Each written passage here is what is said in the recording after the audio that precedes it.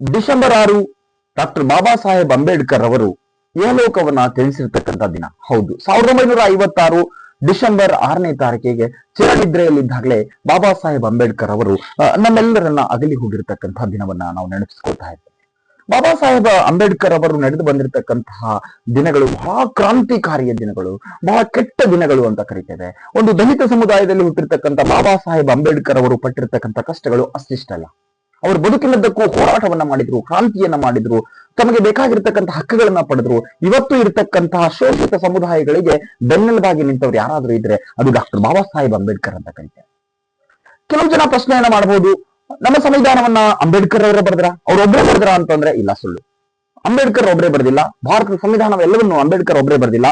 ಆದರೆ ಭಾರತದ ಸಂವಿಧಾನ ತಯಾರಾಗುವುದರಲ್ಲಿ ಡಾಕ್ಟರ್ ಬಾಬಾ ಸಾಹೇಬ್ ಅಂಬೇಡ್ಕರ್ ಅವರು ಕೊಟ್ಟಿರ್ತಕ್ಕಂಥ ಕೊಡುಗೆಯನ್ನ ಬಹುತೇಕ ಯಾರು ಕೊಟ್ಟಿರ್ಲಿಕ್ಕಿಲ್ಲ ಅಂದ್ರೆ ತಪ್ಪಾಗ್ಲಿಕ್ಕಿಲ್ಲ. ಭಾರತದ ಸಂವಿಧಾನ ರಚನಾ ಸಭೆ 1946 ಅಲ್ಲಿ ನಡೀತಾ ಹೋಗ್ತದೆ. ಅಂದ್ರೆ ಸಂವಿಧಾನ ರಚನಾ ಸಭೆ ಪ್ರಾರಂಭ ಆಗ್ತದೆ. ಅಲ್ಲಿ ಟೋಟಲ್ 389 ಮೆಂಬರ್ಸ್ ಗಳಿದ್ರು. ಅದರಲ್ಲಿ ಬಾಬಾ ಸಾಹೇಬ್ ಅಂಬೇಡ್ಕರ್ ಕೂಡ ಒಬ್ರು.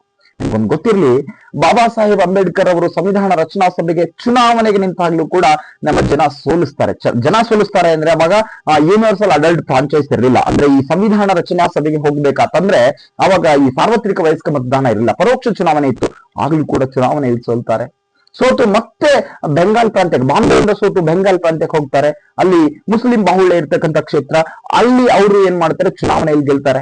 ಗೆದ್ದ ನಂತರ ವಿಧಿ ಬರಹ ಏನಾಗಿತ್ತು ಅಂದ್ರೆ ಭಾರತ ದೇಶ ವಿಭಜನೆ ಆಗ್ತದೆ. ಯಾಕಂದ್ರೆ ನಮ್ಮ ದೇಶಕ್ಕೆ ಸ್ವಾತಂತ್ರ್ಯ ಸಿಗುವ ಮುಂಚೆನೆ ಸಂವಿಧಾನ ರಚನಾ ಸಭೆ ಆರಂಭ ಆಗಿತ್ತು, ಅದಕ್ಕೆ ಚುನಾವಣೆ ನಡೆದಿತ್ತು. ಆ ಚುನಾವಣೆಯಲ್ಲಿ ಅಲ್ಲಿ ಗೆಲ್ತಾರೆ. ಆದ್ರೆ ಭಾರತ ವಿಭಜನೆ ಆದ ನಂತರ ಆ ಬಂಗಾಲ್ ಪ್ರಾಂತ್ಯ ಕೆಲವು ಪ್ರದೇಶಗಳು ಎಲ್ಲಿಗೆ ಹೋಗ್ತವೆ, ಪಾಕಿಸ್ತಾನಕ್ಕೆ ಹೋಗ್ತವೆ. ಅವಾಗ ಮತ್ತೆ ಅವರು ಪಾಕಿಸ್ತಾನಕ್ಕೆ ಹೋಗೋದಕ್ಕೆ ಇಷ್ಟ ಇಲ್ಲ, ಆಸ್ ಇಂಡಿಯನ್ ಆಗಿ ಮತ್ತೆ ಬರ್ತಾರೆ, ಬಾಂಬೆದಲ್ಲಿ ನಿಲ್ತಾರೆ. ಬಾಂಬೆಯ ಚುನಾವಣೆಯಲ್ಲಿ ಗೆದ್ದು ಸಂವಿಧಾನ ರಚನಾಗೆ ಸಿಂಹ ನಡೆಯನ್ನ ಇಡ್ತಾರೆ. ಸಿಂಹ ನಡೆಯನ್ನ ಇಟ್ರು. ಸೊ ಎಲ್ರು ಅನ್ಕೊಂಡಂಗೆ ಬಾಬಾ ಸಾಹೇಬರ ಕೊಡುಗೆ ಬಹಳ ದೊಡ್ಡದು. ಆದ್ರೆ ಅವ್ರೊಬ್ಬರೇ ಸಂವಿಧಾನ ರಚನೆ ಮಾಡಿದ್ರ ಅಂದ್ರೆ ಇಲ್ಲ. ಆದ್ರೆ ಎಲ್ಲರೂ ಸಂವಿಧಾನ ರಚನೆ ಮಾಡೋದ್ರಲ್ಲಿ ಅವ್ರು ಇಟ್ಟಿರ್ತಕ್ಕಂಥ ಕ್ರಾಂತಿಕಾರಿ ಹೆಜ್ಜೆಗಳನ್ನ ಬಹಳ ದೊಡ್ಡದಾದಂತ ಕ್ರಾಂತಿಕಾರಿ ಹೆಜ್ಜೆಗಳನ್ನ ಇಟ್ರು. ಅದೇನಪ್ಪಾ ಅಂದ್ರೆ ಸಂವಿಧಾನ ರಚನಾ ಸಭೆಯ ಅಧ್ಯಕ್ಷರಾಗ್ತಾರೆ. ಡ್ರಾಫ್ಟಿಂಗ್ ಕಮಿಟಿ ಅಂತ ಆಗ್ತದೆ. 1947 ಆಗಸ್ಟ್ 29ಕ್ಕೆ ಸಂವಿಧಾನ ರಚನಾ ಸಭೆ ಆಗ್ತದೆ. ಸಂವಿಧಾನ ಕರಡು ಸಮಿತಿ ರಚನೆ ಆಗ್ತದೆ. ಆ ಕರಡು ಸಮಿತಿಯಲ್ಲಿ 7 ಜನ, ಅದರಲ್ಲಿ ಬಾಬಾ ಸಾಹೇಬ್ ಅಂಬೇಡ್ಕರ್. ಸಮಾನತೆ ಹಕ್ಕು, ಸ್ವಾತಂತ್ರ್ಯದ ಹಕ್ಕು, ಶೋಷಣೆಯ ವಿರುದ್ಧದ ಹಕ್ಕು, ಅಲ್ಪಸಂಖ್ಯಾತರ ಹಕ್ಕು, ಇವೆಲ್ಲವುಗಳನ್ನ ಕೊಡೋದ್ರಲ್ಲಿ ಬಹಳ ಇಂಪಾರ್ಟೆನ್ಸ್ ಆಗಿತ್ತು. ಆರ್ಟಿಕಲ್ 32, ಆರ್ಟಿಕಲ್ 19 ಗಳನ್ನ ಈ ಸಂವಿಧಾನ ರಚನೆಗೆ ಸಂವಿಧಾನದಲ್ಲಿ ಸೇರೋದಕ್ಕೆ ಬಹಳ ದೊಡ್ಡ ಕೊಡುಗೆಯನ್ನು ಕೊಟ್ಟಿದ್ದಾರೆ.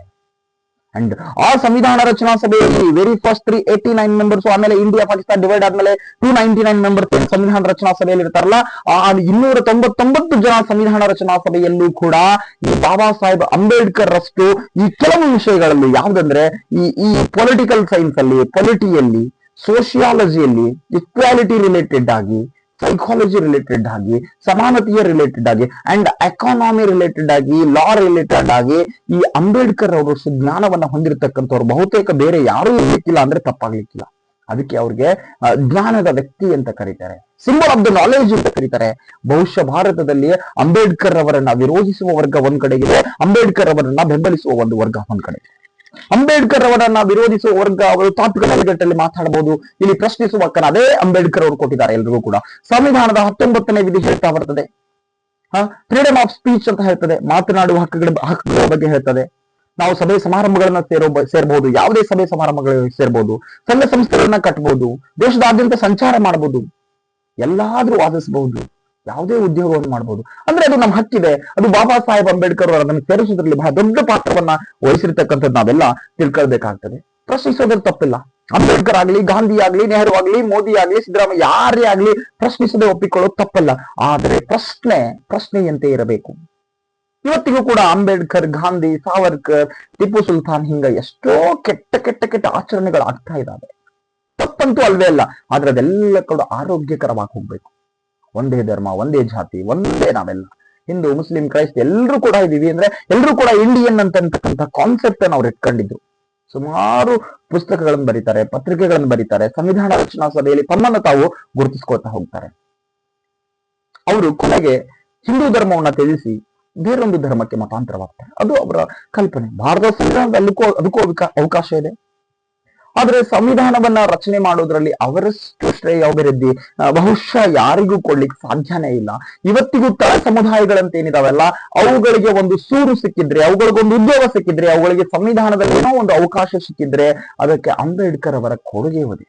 ಹಾಗಂದ ತಕ್ಷಣ ಅಂಬೇಡ್ಕರ್ ಒಬ್ಬರಿಂದ ಅಂತ ಅಷ್ಟೇ ಅಲ್ಲ, ಸಂವಿಧಾನ ರಚನಾ ಸಭೆಯಲ್ಲಿ ಇದರ ಆಗು ಹೋಗುಗಳ ಬಗ್ಗೆ ಬಹಳ ದೊಡ್ಡ ಮಟ್ಟದಲ್ಲಿ ಚರ್ಚೆ ಆಗ್ತದೆ. 2 ವರ್ಷ 11 ತಿಂಗಳು 18 ದಿನಗಳ ಕಾಲ ನಮ್ಮ ಸಂವಿಧಾನ ರಚನಾ ಸಭೆ ಸಂವಿಧಾನವನ್ನು ರಚನೆ ಮಾಡೋದಕ್ಕೆ ಟೈಮ್ ತಗೊಳ್ತದೆ. ಆ ಸಮಯದಲ್ಲಿ ಎಲ್ಲಾ ಡಿಸ್ಕಷನ್ ಆಗುತ್ತವೆ. ಇವತ್ತು ಶೋಷಿತ ಸಮುದಾಯಗಳಿರ್ತಾ SC ST ದಲಿತ ಅಥವಾ ಈ ಹಿಂದುಳಿದ ವರ್ಗಗಳಿಗೆ ಮೀಸಲಾತಿಯನ್ನ ಕೊಡುವುದರಲ್ಲಿ ಮೊದಲ ಹೆಜ್ಜೆಯನ್ನ ಇಟ್ಟಿದ್ದು, ಮೊದಲ ಕ್ರಾಂತಿಕಾರಿಕ ಹೆಜ್ಜೆಯನ್ನ ಇಟ್ಟಿದ್ದು ಅದೇ ಬಾಬಾ ಸಾಹೇಬ್ ಅಂಬೇಡ್ಕರ್. ಅವರಲ್ಲಿ ಕೆಲವೊಂದಿಷ್ಟು ಸಿದ್ಧಾಂತಕವಾಗಿ ವಿಭಿನ್ನವಾದಂತ ನಿಲುವುಗಳಿದ್ದು ಅದನ್ನ ಯಾರು ಪ್ರಶ್ನೆ ಮಾಡ್ಲಿಕ್ಕಾಗಲ್ಲ. ಅವರವರ ವೈಯಕ್ತಿಕ ನೆಲೆಗಟ್ಟಲ್ಲಿ ಅವರವರಿಗೆ ಸಿದ್ಧಾಂತಗಳಿರ್ತವೆ. ಅವರು ಹಿಂದೂ ಧರ್ಮವನ್ನ ವಿರೋಧಿಸಿದ್ರು. ಕೆಲವು ಸಂದರ್ಭದಲ್ಲಿ ಅಪ್ಪಿಕೊಂಡ್ರು, ಕೆಲವು ಸಂದರ್ಭದಲ್ಲಿ ಒಪ್ಪಿಕೊಂಡ್ರು, ಕೆಲವು ಸಂದರ್ಭದಲ್ಲಿ ವಿರೋಧಿಸಿದ್ರು. ಕೊನೆಗೆ ಹಿಂದೂ ಧರ್ಮ ಬೇಡ ಅಂತ ಹೋದ್ರೆ ಅದು ಅವರ ವೈಯಕ್ತಿಕ ಅಭಿಪ್ರಾಯ. ನಾವು ಅದನ್ನ ಟೀಕಿಸ್ತೀರಾ, ನೋ ಪ್ರಾಬ್ಲಮ್, ಟೀಕಿಸ್ತೀರಿ, ಅದಕ್ಕೆ ಯಾವುದೇ ರೀತಿಯಾದ ಸಮಸ್ಯೆಗಳಿಲ್ಲ. ಆದ್ರೆ ಅಂಬೇಡ್ಕರ್ ಅವರ ಸಿದ್ಧಾಂತಗಳು, ಅಂಬೇಡ್ಕರ್ ಅವರು ಕೊಟ್ಟಿರ್ತಕ್ಕಂಥ ಮಾರ್ಗದರ್ಶನಗಳು, ಅಂಬೇಡ್ಕರ್ ಅವರು ಹೇಳಿರ್ತಕ್ಕಂಥ ಮಾತುಗಳು, ಸಂವಿಧಾನಕ್ಕೆ ಅವರು ಕೊಟ್ಟಿರ್ತಕ್ಕಂಥ ಕೊಡುಗೆಗಳು, ಆರ್ಟಿಕಲ್ 32 ಹೇಳ್ತಾ ಬರ್ತಾರೆ, ಸಂವಿಧಾನದ ಹೃದಯ ಮತ್ತು ಆತ್ಮ ಅಂತ ಕರೀತಾರೆ. ಕಾನ್ಸ್ಟಿಟ್ಯೂಷನಲ್ ರೆಮಿಡೀಸ್ ಅಂತ ಬರ್ತದೆ. ಈ ಮೂಲಭೂತ ಹಕ್ಕುಗಳೇನಾದ್ರೂ ಉಲ್ಲಂಘನೆ ಆದ್ರೆ ನೇರವಾಗಿ ನೀನು ಸುಪ್ರೀಂ ಕೋರ್ಟ್ಗೆ, ಹೈಕೋರ್ಟ್ಗೆ ಹೋಗುವಂತಹ ಒಂದು ಮಹತ್ವವನ್ನು ಅಲ್ಲಿ ತಿಳಿಸ್ಕೊಡ್ತಾರೆ. ಅಂದ್ರೆ ಈ ದೇಶದಲ್ಲಿ ಎಲ್ರಿಗೂ ಕೂಡ ಬರ್ತದೆ, ಬರೀ SC ST ಅವರಿಗಷ್ಟೇ ಅಲ್ಲ, ಈ ದೇಶದಲ್ಲಿ ಇರ್ತಕ್ಕಂಥ ಎಲ್ರಿಗೂ ಕೂಡ ಕೊಡ್ತಕ್ಕಂತಹದ್ದು. ಸೊ ಹಾಗಾಗಿ ಬಾಬಾ ಸಾಹೇಬ್ ಅಂಬೇಡ್ಕರ್ ಅಂತಕ್ಕಂಥ ಶಕ್ತಿ ಅವರಿಗೆ ಬಹಳ ದೊಡ್ಡ ದೊಡ್ಡ ಬಿರುದುಗಳಿದಾವೆ. ಸಂವಿಧಾನ ಶಿಲ್ಪಿ ಅಂತ ಕರೀತೀವಿ, ದಲಿತ ಸೂರ್ಯ ಅಂತವೆ, ಸಿಂಬಲ್ ಆಫ್ ನಾಲೆಡ್ಜ್ ಅಂತ ಕರೀತೀವಿ. ಬಹಳ ದೊಡ್ಡ ದೊಡ್ಡ ಬಿರುದುಗಳನ್ನು ಕೊಟ್ಟಿದ್ದಾರೆ. ಬಹುಶಃ ಅಂಬೇಡ್ಕರ್ ಅಂತ ಮತ್ತೊಬ್ಬ ಜ್ಞಾನ ಪುರುಷ ಈ ದೇಶದಲ್ಲಿ ಉಗಮವಾಗೋದು ಬಹಳ ಕಷ್ಟ ಸಾಧ್ಯ. ಇವತ್ತಿಗೆ ನಾನೊಬ್ಬ ಸಂವಿಧಾನವನ್ನ ಬೋಧನೆ ಮಾಡ್ತಕ್ಕಂತಹ ಒಬ್ಬ ಲೆಕ್ಚರರ್ ಆಗಿ ಇನ್ನೂ ಕೂಡ ಸಂವಿಧಾನವನ್ನ ಅದೆಷ್ಟೋ ಓದಬೇಕು ತಿಳ್ಲಿಕ್ಕೆ ಆಗುತ್ತಿಲ್ಲ. ಆದ್ರೆ ಅವರು ಸುಮಾರು ದೇಶಗಳ ಸಂವಿಧಾನವನ್ನ ಓದಿದ್ರು. ಅದೆಷ್ಟೋ ದೇಶಗಳ ಸಂವಿಧಾನವನ್ನ ಓದಿ ಈ ದೇಶಕ್ಕೆ ಯಾವೆಲ್ಲ ಅಂಶಗಳು ಬೇಕನ್ನೋದನ್ನ ಡಾಕ್ಟರ್ ಬಾಬಾ ಸಾಹೇಬ್ ಅಂಬೇಡ್ಕರ್ ಅವರು ನಿರ್ಧಾರ ಮಾಡಿದ್ರು. ಹಾಗಂದ ತಕ್ಷಣ ಅಂಬೇಡ್ಕರ್ ಒಬ್ಬರಿಂದಾನೇ ಸಂವಿಧಾನ ರಚನೆ ಆಯ್ತು ಅನ್ನೋದು ನಿಜವಾಗ್ಲೂ ಮೂರ್ಖತನ. ಆದ್ರೆ ಸಂವಿಧಾನ ರಚನೆ ಆಗಿದ್ದು ಸಂವಿಧಾನ ರಚನಾ ಸಭೆಯಲ್ಲಿ ಇರತಕ್ಕಂಥ ಎಲ್ಲರಿಂದ, ಆದ್ರೆ ಅದರಲ್ಲಿ ಪ್ರಮುಖ ವ್ಯಕ್ತಿ ಬಾಬಾ ಸಾಹೇಬ್ ಅಂಬೇಡ್ಕರ್. ಆದ್ರೆ ಇವತ್ತು ಏನೆಲ್ಲ ರಿಸರ್ವೇಶನ್ಸ್ ಗಳನ್ನ ಅನುಭವಿಸ್ತಾ ಇದ್ದಾರೆ ನೋಡ್ರಿ, ಅವರೆಲ್ಲರೂ ಕೂಡ ಬಾಬಾ ಸಾಹೇಬ್ ಅಂಬೇಡ್ಕರ್ಗೆ ಚಿರಋಣಿಯಾಗಿರ್ಬೇಕು. ಧ್ವನಿ ಇಲ್ಲದವರ ಪರವಾಗಿ ಹೋಗಿರ್ತಕ್ಕಂಥ ವ್ಯಕ್ತಿ ಯಾರಂದ್ರೆ ಅದು ಬಾಬಾ ಸಾಹೇಬ್ ಅಂಬೇಡ್ಕರ್ ಅವರು. ಅಲ್ಲಿ ಧ್ವನಿ ಇದ್ದವರು, ಧ್ವನಿ ಇಲ್ಲದವರು, ಶ್ರೀಮಂತರು, ಬಡವರು, ಹಿಂದೂಗಳು, ಮುಸ್ಲಿಮರು, ಎಲ್ಲಾ ಸಮುದಾಯಗಳಿದ್ರು. ಸುಮಾರು 30ಕ್ಕೂ ಹೆಚ್ಚು ದಲಿತ ಸಮುದಾಯಗಳು ಅಂದ್ರೆ ಹಿಂದುಳಿದ ವರ್ಗದವರಿದ್ರು. ಆದ್ರೆ ಅವರೆಲ್ಲರ ಜನಪ್ರತಿನಿಧಿಯಾಗಿ ಹೋಗಿರ್ತಕ್ಕಂಥವ್ರು, ಅವರೆಲ್ಲರಲ್ಲೂ ಬಹಳ ಜನಾನುರಾನ ಆಗಿರ್ತಕ್ಕಂಥವ್ರು ಇದೇ ಬಾಬಾ ಸಾಹೇಬ್ ಅಂಬೇಡ್ಕರ್. ಆದ್ರೆ ಬಾಬಾ ಸಾಹೇಬ್ ಅಂಬೇಡ್ಕರ್ ಅವರನ್ನ ಚುನಾವಣೆಗಳಲ್ಲಿ ಸೋಲಿಸ್ತಾ ಬರ್ತೀವಿ. ಸೋಲಿಗೂ ಅವರಿಗೂ ಬಹಳ ಅವಿನಾಭಾವ ಸಂಬಂಧ ಇದೆ. ಈ ಸಂವಿಧಾನ ರಚನಾ ಸಭೆಯಲ್ಲೂ ಕೂಡ ಅವರು ಹಿನ್ನಡೆನೆ ಅನುಭವಿಸ್ತಾ ಬರ್ತಾರೆ. ಅದಾದ ನಂತರ ಸಾರ್ವತ್ರಿಕ ಚುನಾವಣೆಯಲ್ಲಿ ನಿಲ್ತಾ ಬರ್ತಾರೆ, ಅಲ್ಲೂ ಕೂಡ ಸೋಲಾಗ್ತದೆ. ಯಾವುದೇ ಪಕ್ಷ ಇರಲಿ, ಪಕ್ಷ ಅಂದ್ಮೇಲೆ ಅದು ಸೋಲು ಗೆಲುವು ಸಹಜವಾಗಿರ್ತದೆ. ಅವರು ಸ್ವತಂತ್ರ ಪಕ್ಷವನ್ನ ಸ್ಥಾಪನೆ ಮಾಡಿ ಚುನಾವಣೆಗಳು ಹೋದಾಗ ಚುನಾವಣೆಯಲ್ಲಿ ಸೋಲ್ತಾರೆ. ಕೊನೆಗೆ ಅವರಲ್ಲಿರ್ತಕ್ಕಂಥ ಜ್ಞಾನಕ್ಕೆ ಎಲ್ಲರೂ ಕೂಡ ನಮಸ್ತೆಗಳನ್ನ ಸಲ್ಲಿಸಲೇಬೇಕು. ಅವರಲ್ಲಿರ್ತಕ್ಕಂತಹ ಜ್ಞಾನಕ್ಕೆ ಅವತ್ತಿನ ಪ್ರಧಾನಿ ನೆಹರು ಅವರು ಕೂಡ ಏನಾಗ್ತಾರೆ, ಶರಣು ಆಗಿ ಅವರನ್ನ ಕ್ಯಾಬಿನೆಟ್ ಮಿನಿಸ್ಟರ್ ಆಗಿ ನೇಮಕ ಮಾಡ್ಕೊಳ್ತಾ ಬರ್ತಾರೆ. ಅಂದ್ರೆ ಸಚಿವ ಸಂಪುಟ ಸ್ಥಾನ ಕೊಡ್ತಾರೆ, ಮೊದಲ ಕಾನೂನು ಸಚಿವರಾಗ್ತಾರೆ. ಅದಾದ್ಮೇಲೂ ಕೂಡ ಹಿಂದೂ ಕೋಡ್ ಬಿಲ್ ಇಶ್ಯೂ ಆಗಿ ಅವ್ರಿಗೂ ಸಮಸ್ಯೆಗಳಾಗ್ತದೆ. ಮಹಿಳೆಯರಿಗೆ, ದಲಿತರಿಗೆ, ಹಿಂದುಳಿದವರಿಗೆ ನ್ಯಾಯವನ್ನ ಕೊಡ್ಬೇಕನ್ನೋದು ಅವರ ದೊಡ್ಡ ತತ್ವ ಆಗಿತ್ತು. ಅದರಲ್ಲೂ ಹಿಂದೂಗಳಿಗೆ ಹಿಂದೂ ಕೋಡ್ ಬಿಲ್ ತರುವಾಗ ಬಹಳ ದೊಡ್ಡ ಪ್ರಮಾಣದಲ್ಲಿ ವಿವಾದ ಆಗ್ತದೆ. ಈ ನೆಹರು ಅವ್ರಿಗೂ ಮತ್ತು ಅಂಬೇಡ್ಕರ್ ಅವ್ರಿಗೂ ಆಗ್ತಾ ಬರ್ತದೆ. ನೆಹರು ಯಾರನ್ನು ಒಪ್ಕೊಳ್ಳದೆ, ಈ ಅಂಬೇಡ್ಕರ್ ಅವರು ಯಾರನ್ನೂ ಕೂಡ ಅಷ್ಟು ಸಹಜವಾಗಿ ಒಪ್ಕೊಳ್ತಕ್ಕಂಥ ಮನುಷ್ಯ ಅಲ್ಲ. ಯಾವತ್ತೂ ತಲೆಯಲ್ಲಿ ಜ್ಞಾನ ಇರ್ತದೆ. ಆ ಮನುಷ್ಯ ಎಲ್ಲವನ್ನ ಪ್ರಶ್ನೆ ಮಾಡ್ತಾನೆ. ಇವರಷ್ಟೇ ಅಲ್ಲ, ಮಹಾತ್ಮ ಗಾಂಧಿಯವರು ಕೂಡ ಇವರಿಗೆ ವಾಗ್ವಾದ ಇತ್ತು. ಮಹಾತ್ಮ ಗಾಂಧಿ ಮತ್ತು ಇವರಿಗೂ ಬಹಳ ದೊಡ್ಡ ವಾಗ್ವಾದ ಇತ್ತು. ಯಾಕಂದ್ರೆ ಮಹಾತ್ಮ ಗಾಂಧಿ ಬಗ್ಗೆ ಕೆಲವು ಕಡೆಗೆ ಹೇಳ್ತಾ ಬರ್ತಾರೆ. ಮಹಾತ್ಮ ಗಾಂಧಿಯವರು ಇಂಗ್ಲಿಷ್ ನಲ್ಲಿ ಮಾತನಾಡುವಂತ ಸಂದರ್ಭದಲ್ಲಿ ದಲಿತರ ಬಗ್ಗೆ, ಹಿಂದುಳಿದವರ ಬಗ್ಗೆ, ಶೋಷಿತರ ಬಗ್ಗೆ ಬಹಳ ದೊಡ್ಡದಾಗಿ ಮಾತಾಡ್ತಾರೆ.